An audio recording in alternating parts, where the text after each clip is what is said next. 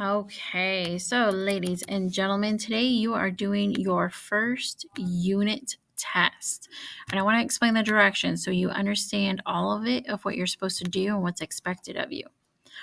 So 1 and 2 are both worth 2 points. You only need to put your answers over on the right side, okay? Either write what is the opposite of a positive or write your answer here. Circle if you think the answer is going to be positive or negative. Now, when you get to problem 3, this is where you start getting credit for showing your work. Okay, these problems are worth 3 points. Okay, and they're worth less than some of the other problems you'll see later because it's multiple choice. Okay, so you get 2 points for putting the correct answer of A, B, C, or D over on the right column.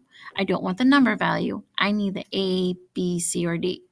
Okay, I have 140 of these tests to grade. So if you want to get it back fastly, you're going to need to put the correct letter option over here.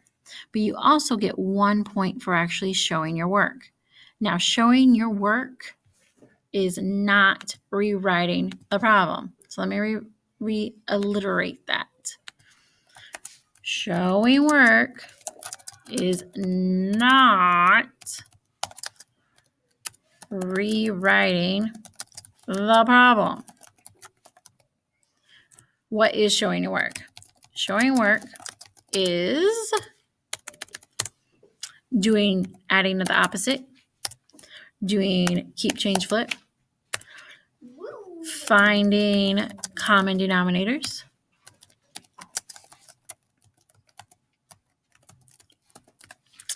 what else is showing work? Showing work is also doing cross canceling if there is any that you can do. Okay. Also, another thing, if I give you a fraction problem, I want a fraction answer. So if you're trying to use a calculator, which you should not be doing because this is a test, I need a fraction answer. But 3 through 10 is all multiple choice. So I'm going to flip over. I put a little reminder again that you need to be showing your work for these problems, okay? There was a typo here. For some reason, the C was repeated. So that option is D for boy.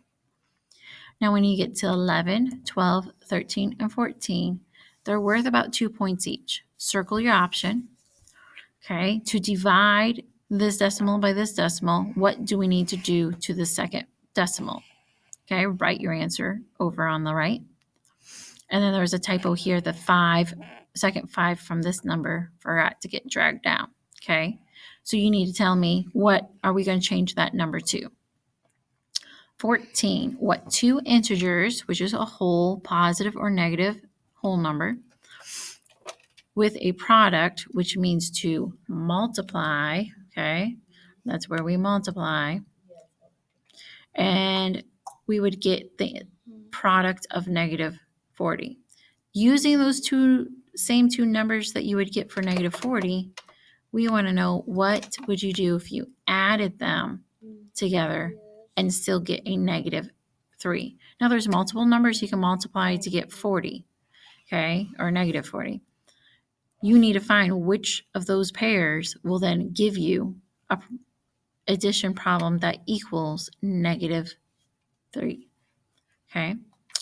Now these 4 problems here, I know you could probably do in your head, okay, or with your fingers or however you add, multiply, or divide. So you do not have to show work. They are 3 points each. But if one of them is supposed to be negative and you didn't put the negative, I do take off 1 point of your answer because it's not completely correct. 19 on. These are 5-point problems.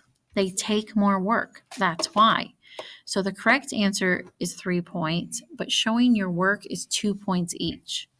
Okay. So if you're not showing work at all on this, you are easily already losing almost 30 points. That means you can't get better than a 70% on this test. Okay. So you need to show your work. Like I said, just rewriting the problem is not showing your work. If you need to find common denominators, you need to rewrite your fractions with common denominators.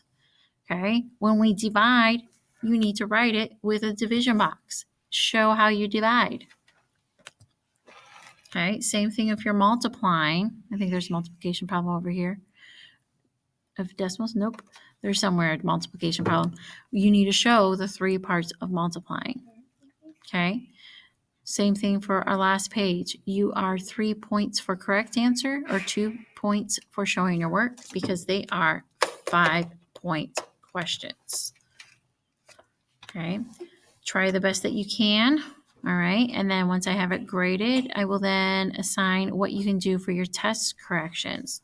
Because the whole point is to go back in and try to fix and relearn the problems that you missed. Okay.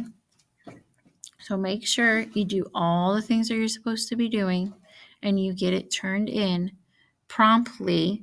Okay. So the day I assign it, I should get it back that day. All right. Good luck. I have faith in you guys. Okay.